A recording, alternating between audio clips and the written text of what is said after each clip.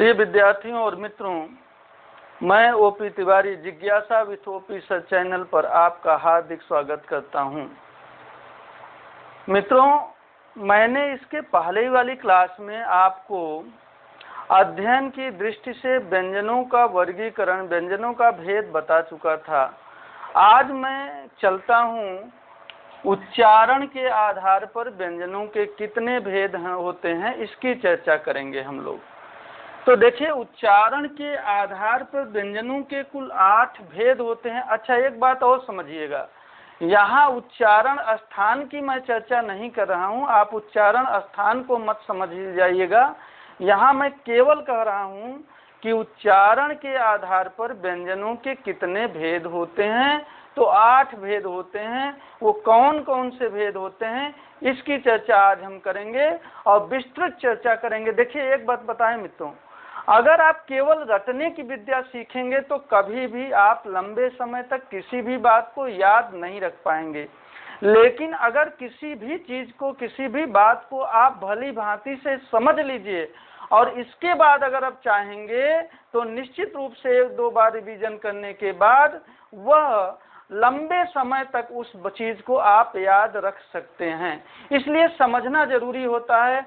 समझने के बाद अगर कभी आप रिवीजन नहीं भी करते हैं ना, और ऑब्जेक्टिव क्वेश्चन में अगर वो प्रश्न आ जाता है तो निश्चित रूप से आप ऐसे भले ही न बता पाएं, लेकिन वहाँ पे जब आप ऑब्जेक्टिव देखते हैं, उसका ऑप्शन देखते हैं, तो निश्चित रूप से आप गलत नहीं करेंगे, आपको वो चीज याद आ जाएगी। तो आज हम चलते हैं और विस्तृत अध्ययन करते हैं उच्चारण के आधार पर व्यंजनों के भेद। और कुल कितने भेद होते हैं? कुल 8 भेद होते हैं।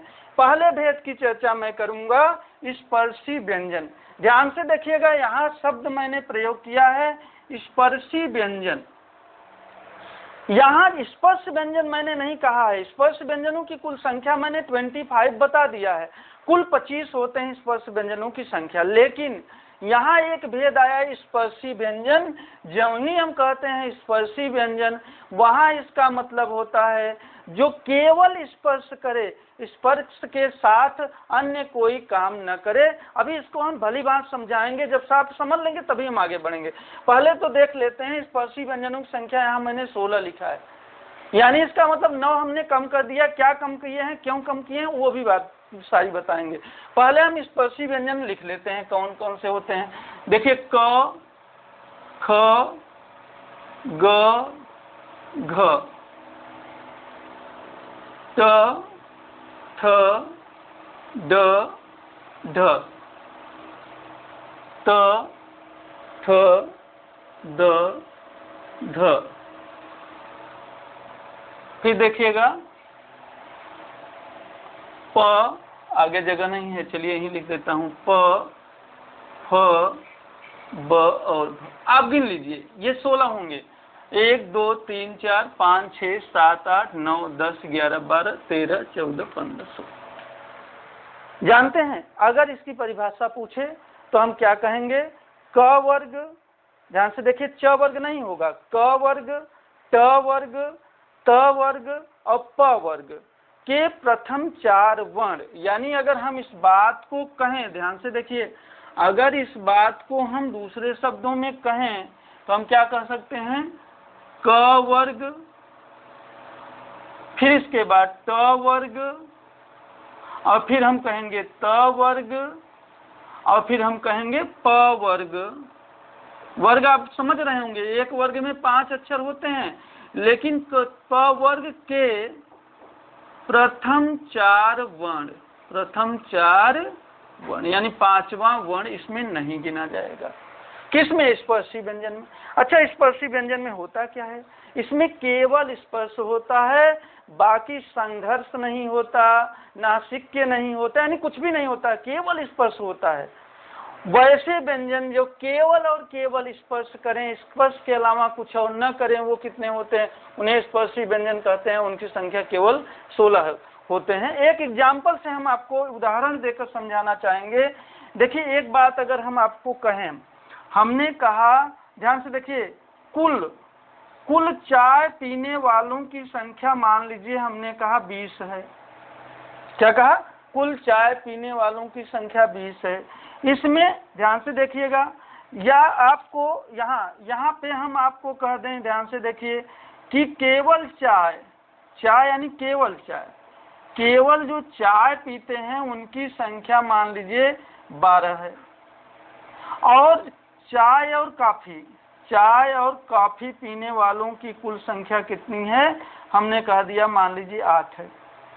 अब देखिए, अगर यहाँ पूछा जाए कि कुल चाय पीने वाले, तो आप क्या कहेंगे, 12 इधर चाय पीते हैं, ये 8 जो हैं ये भी चाय पीते हैं, काफी भी पीते हैं, साथ साथ चाय भी पीते हैं, तो हम कुल का चाय कितने लोगों की बनाई जाए अगर पूछा जाए, तो आप कहेंगे 20 चाय बना लो, यानी 20 लोगों की चाय बना लो। लेकिन वहीं में पूछा जाता कि चाय पीने वाले जो हैं वो केवल ऐसे कितने लोग हैं जो केवल चाय पीते हैं, चाय के अलावा कुछ दूसरा नहीं पीते, तो आप वो यही कहेंगे केवल चाय पीने वाले तो 12 ही लोग हैं। उसी प्रकार से ध्यान से देखिए, यानी कुल जो स्पर्श व्यंजनों की संख्या है वो 25 है, लेकिन केवल जो स्पर्श करते हैं, स्पर्श के साथ साथ और कुछ नहीं करते हैं, उनकी संख्या 16 है। आगे हम बताते हैं कि वो जो 4 और 5 हैं वो और कौन कौन से हैं, क्या काम करते हैं, तो आप भली भांति समझ जाएंगे हमारी बात को। चलिए इसको हम यहाँ पे मिटा करके फिर आगे की चर्चा करते हैं। तो आप लोगों समझ गए होंगे कि केवल स्पर्श करने वाले व्यंजनों की संख्या कितनी है, 16, यानी जिन्हें हम स्पर्शी व्यंजन कहते हैं। अच्छा, ये संघर्षी व्यंजन को देखिएगा, संघर्षी व्यंजन को ध्यान से देखिए कौन कौन से हैं। कुल 4 होते हैं संघर्षी व्यंजन। कितने होते हैं? कुल 4।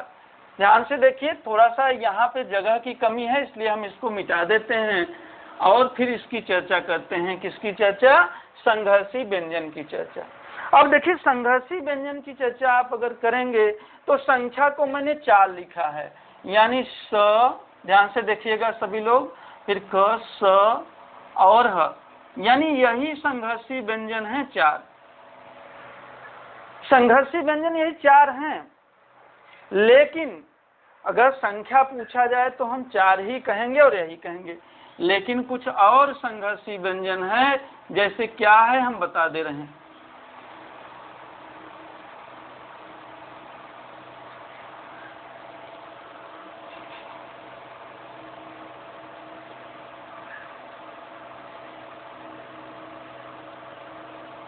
अच्छा, अभी आप लोगों ने सुना होगा, मैंने कहा भी कि अगर संघर्षी व्यंजनों की संख्या पूछे तो मैंने यहाँ 4 ही लिखा है। क्यों 4 कहेंगे जबकि हैं तो ये भी, लेकिन संख्या पूछेगा तो इनकी गिनती क्यों नहीं करेंगे? इसलिए कि ये हिंदी के नहीं हैं, बल्कि जबकि मैं पढ़ा क्या रहा हूँ हिंदी, ये अरबी फारसी के हैं। ध्यान से देखिए, ये अरबी फारसी के हैं। किसके हैं? अरबी फारसी। आप देखते होंगे इसमें मैंने नुक्ता लगाया हुआ है, क, ख, ग, ज और फ में नुक्ता लगा देने से क्या बन जाते हैं? ये अरबी फारसी के शब्द बन जाते हैं। क्योंकि अरबी फारसी के हैं तो हिंदी के तो हैं नहीं। ये क्या है? ये विदेशी हैं। क्या है? ये विदेशी हैं। इन्हें हम और क्या कह सकते हैं? इनको हम मेहमान भी कह सकते हैं, क्योंकि मेहमान जो विदेशी हैं वो हमारे मेहमान हैं। अच्छा, इनको आगत भी कह सकते हैं, आगत यानी आया हुआ, आगत भी कह सकते हैं। यानी विदेशी, मेहमान या आगत शब्द हम किसे कहते हैं? क, ख, ग, ज और फ को, यानी इन्हीं को हम अरबी फारसी के शब्द के अक्षर कहते हैं, वर्ण कहते हैं।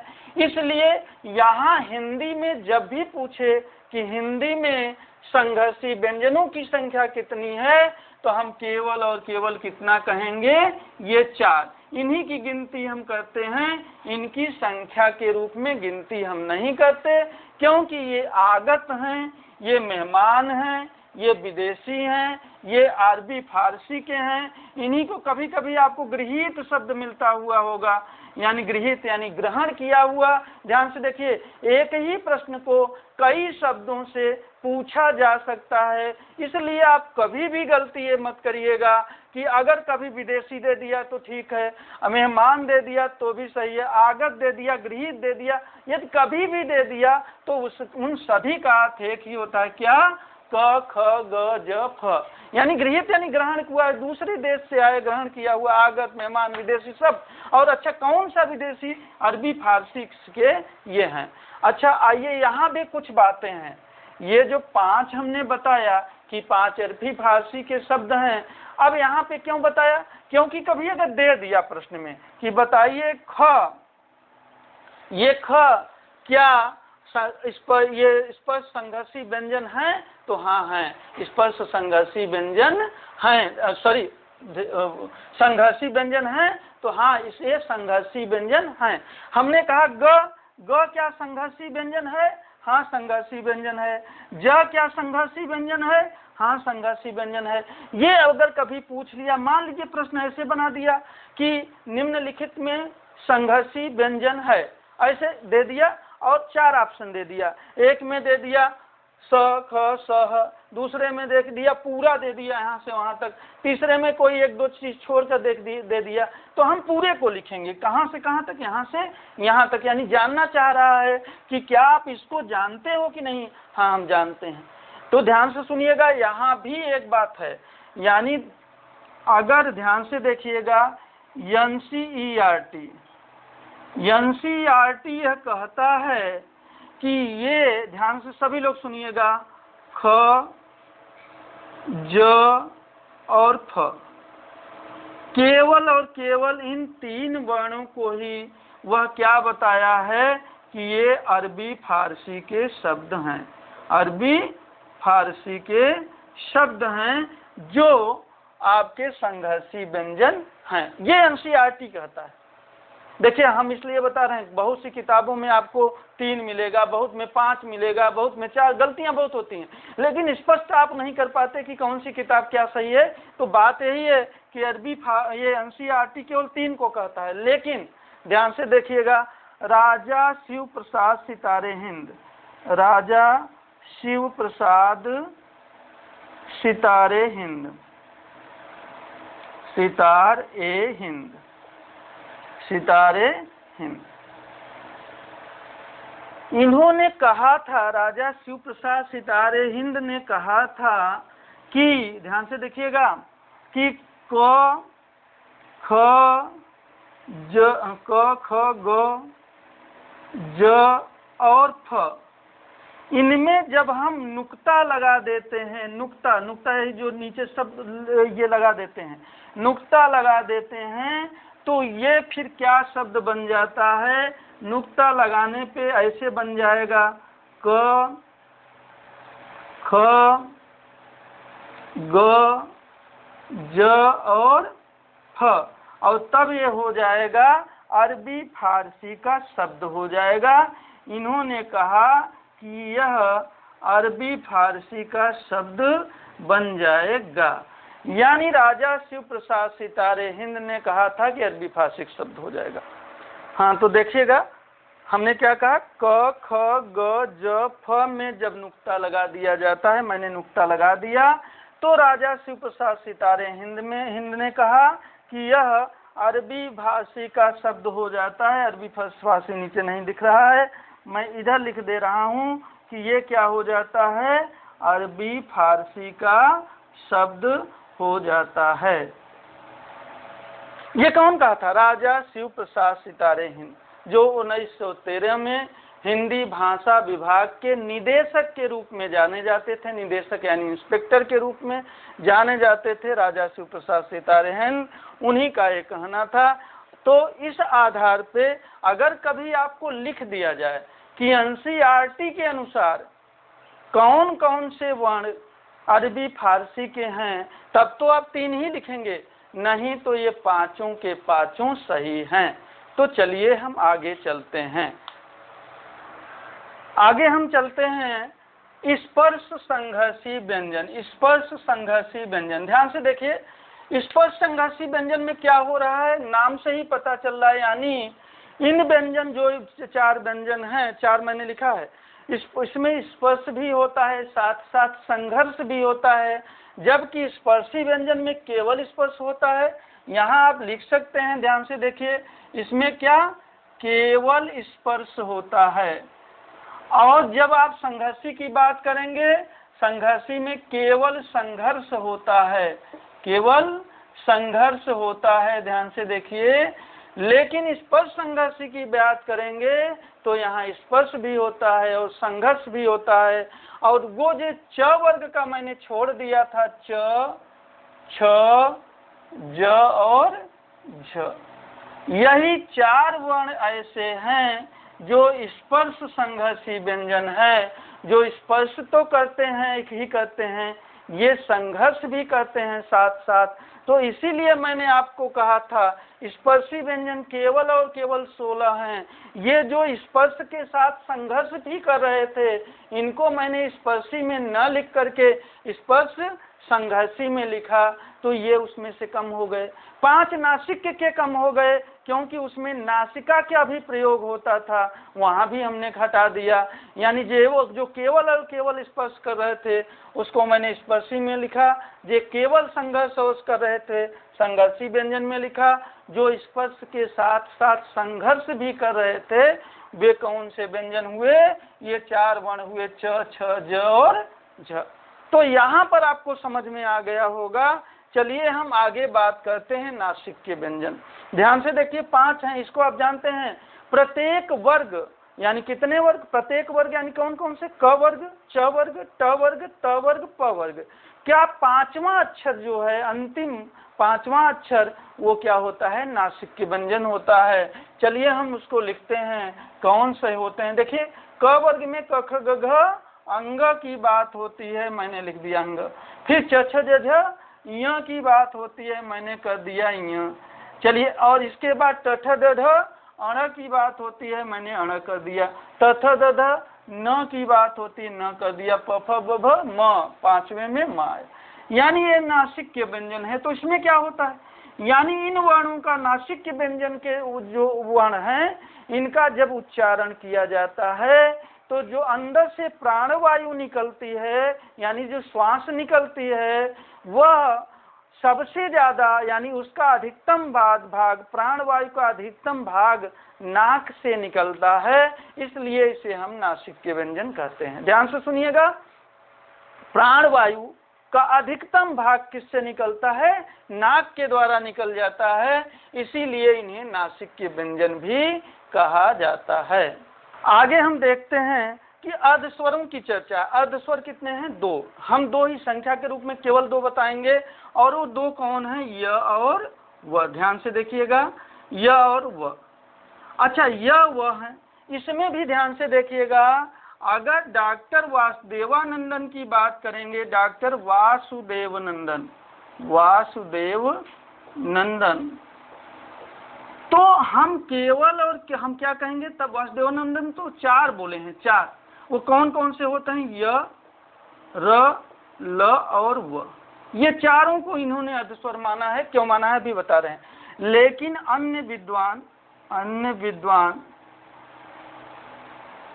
और आयोग का जो आंसर आता है वो केवल 2 आता है, 2 के लिए। और कौन से वे हैं, वे ध्यान से देखिएगा, यही है य और व।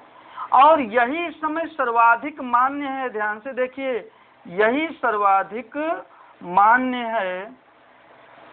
यानी जब आपसे प्रश्न ये पूछे कि बताइए डॉक्टर वासुदेवानंदन ने कितने वर्ग अर्धस्वरों की चर्चा की है या कितने अर्धस्वर माना है, तब आप कहेंगे 4। और कौन कौन से, य, र, ल, व सबको। अच्छा किस आधार पे मानते हैं ये इस आधार पे मानते हैं, स्वर की जो परिभाषा है, स्वर होने का 2 शर्त है। एक शर्त तो ये है, पहला शर्त, ध्यान से देखिए, इसकी चर्चा मैंने पिछली क्लास में भी किया है, यहाँ पे फिर एक बार कर दे रहा हूँ।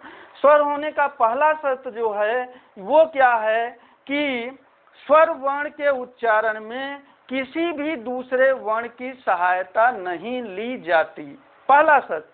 दूसरा शर्त क्या है, स्वर वर्ण के उच्चारण में प्राणवायु अंदर से बाहर की तरफ सीधे बिना किसी विघ्न बाधा के बाहर निकल जाती है। दूसरा शर्त, बिना किसी विघ्न बाधा के प्राणवायु अंदर से बाहर सीधे निकल जाती है। और य र ल व के उच्चारण में भी ये दूसरा वाला शर्त लागू होता है, यानी य र ल व का उच्चारण करेंगे तब भी प्राण वायु अंदर से बाहर की ओर बिना किसी विघ्न बाधा के अंदर से बाहर की ओर सीधे निकल जाती है।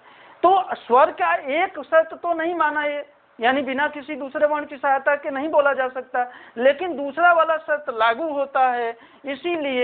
इसीलिए डॉक्टर वासुदेव नंदन जी ने कहा कि ये जो य र ल व है ये क्या है, इन्होंने इसे अर्धस्वर माना। लेकिन मित्रों, विद्यार्थियों, जब भी प्रश्न आए कि बताइए कि अर्धस्वर कौन होते हैं, तब अब केवल और केवल आप य व को मानेंगे और य व को ही बताएंगे, केवल दो ही बताएंगे। लेकिन अगर नाम दे के पूछ ले कि डॉक्टर वासुदेव नंदन ने कितने अर्धस्वरों की चर्चा की है, तब चार, और कौन कौन सी किया है, य र ल व। तो हमें लगता है कि अब आपका ये स्पष्ट हो गया होगा, क्वेश्चन जाने नहीं पाएगा। हम अगले टाइप पे अब अगले पे चलते हैं, प्रकंपित या लुंठित व्यंजन पर।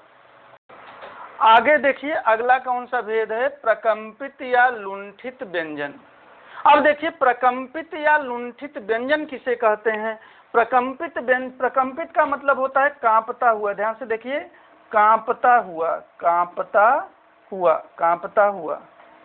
यहाँ बात को आप समझिएगा, हम जो बताने जा रहे हैं, प्रकंपित या लुंठित व्यंजन कौन होते हैं, एक होते हैं, और कौन होता है, ध्यान से देखिए, र होता है। यानी र का उच्चारण हम जब करते हैं, ध्यान से देखिए, सुनिएगा, र का उच्चारण जब करते हैं तो जो अंदर से प्राण वायु निकलती है उससे र का जो हमारे जीभ का नोक है वह रगड़ खा करके कांपने लगता है। यानी हम क्या कह सकते हैं, प्रकंपित या लुंठित व्यंजन किसे कहते हैं, यानी जिन वर्णों के उच्चारण में जीभ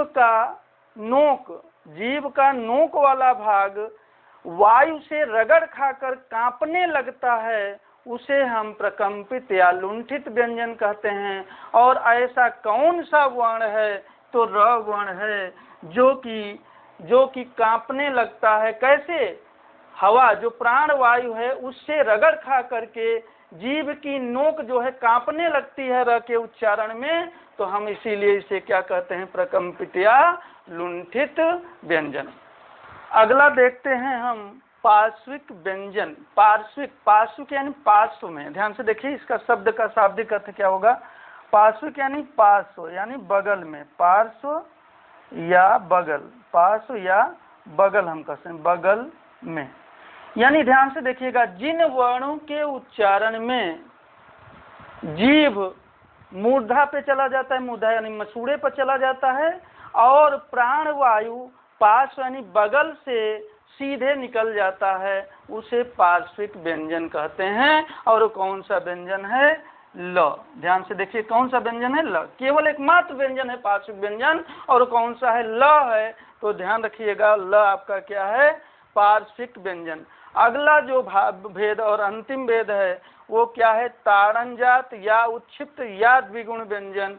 और ताड़नजात, उत्क्षिप्त या द्विगुण व्यंजन कुल कितने होते हैं, दो होते हैं। अब वो दो कौन होते हैं, ध्यान से देख लीजिए, ये ड और ढ। मैंने आपको कहा था कि ट वर्ग का दो व्यंजन, ट वर्ग का दो व्यंजन, ट ठ ड, ड और ढ में जब हम ऊपर यानी ड और ढ के ऊपर एक बिंदु लगा देते हैं तो यह दूसरा गुण अपना लेता है, इसीलिए इसे द्विगुण व्यंजन कहते हैं।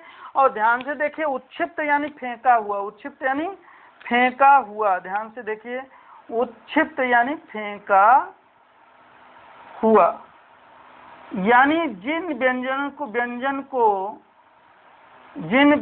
को के उच्चारण में जीभ को फेंक कर बोला जाता है, जीभ को फेंक कर बोला जाता है, उठाकर फेंक कर बोला जाता है, उन्हें उत्क्षिप्त व्यंजन कहा जाता है। तो इन्हीं दो व्यंजन जो द्विगुण व्यंजन है, उत्क्षिप्त व्यंजन है, इन्हीं का कई नाम से जाना जाता है। ताड़नजात भी कह सकते हैं, उत्क्षिप्त भी कह सकते हैं, द्विगुण व्यंजन भी कह सकते हैं। तो सबको आपने देख लिया होगा कि उत्क्षिप्त व्यंजन किसे कहते हैं, ताड़न जात व्यंजन किसे कहते हैं और द्विगुण व्यंजन किसे कहते हैं। तो मित्रों, आज ये आपका उच्चारण के आधार पर व्यंजनों के भेद कितने होते हैं, 8 होते हैं, उसके आधार पर आपने देख लिया। और कौन कौन से होते हैं, यानी सबको मैंने ये एक विस्तृत व्याख्या की है। तो आप अगर इसको देखे होंगे तो निश्चित रूप से समझ लिए होंगे, मेरा ऐसा विश्वास है। एक बात आपसे रिक्वेस्ट करना चाहूँगा कि यदि आप चाहते हो कि मेरी क्लास ऐसे ही रेगुलर चलती रहे, तो आप निश्चित रूप से ज़्यादा शेयर करिए, ज़्यादा से ज़्यादा सब्सक्राइब करिए, जिससे मेरा हौसला, मेरा उत्साह बना रहे और हम भी बने रहें। धन्यवाद।